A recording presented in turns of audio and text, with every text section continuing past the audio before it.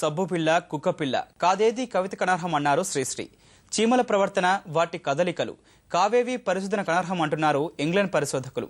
ప్రపంచంలో మొదటిసారిగా చీమల ప్రవర్తన తెలుసుకునేందుకు వాటికి రేడియో రిసీవర్లను అమర్చి శోధిస్తున్నారు. అంతర్జాతీయంగా ఉన్న చీమ జాతులపై ఉత్తర ఇంగ్లాండ్లో ఈ రీసెర్చ్ చేస్తున్నారు. ఆహార సేకరణ, తరలింపు, నిల్వ సహా అనేక అంశాల్లో మానవులకు చీమలే గురువులు. అందుకే ప్రపంచంలోని వేలాది రకాల చీమలపై నిరంతరం పరిశోధనలు జరుగుతూనే ఉన్నాయి.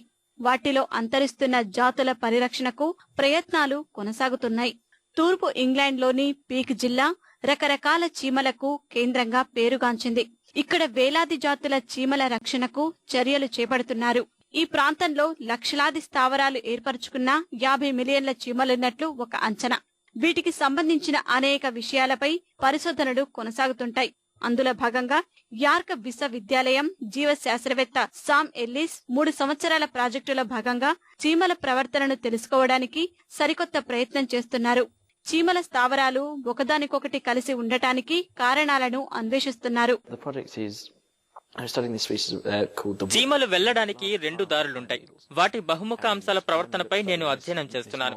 ఒకే సమూహంలో చీమల ప్రవర్తన భిన్నంగా ఎందుకు ఉంటుంది, వీటి నిర్వహణ ఎలా ఉంటుందనే అంశాల్ని తెలుసుకుంటున్నాను. చీమల విషయాలను తెలుసుకునేందుకు ఎలిస్ కొత్తగా రేడియో ఫ్రీక్వెన్సీ టెక్నాలజీని ఉపయోగిస్తున్నారు.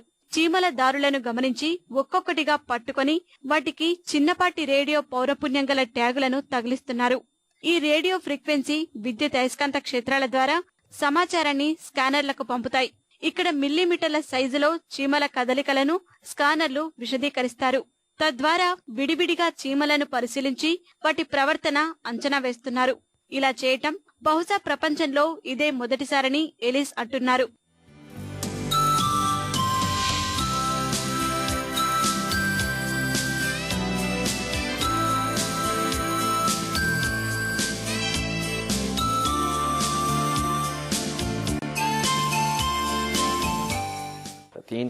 విడివిడిగా ప్రతి చీమ సాధారణమైనవే. సమూహంగా ఉంటే మాత్రం అద్భుతాలు చేస్తున్నాయి. ఏ పని అయినా అన్ని కలిసి చేస్తాయి. ఈ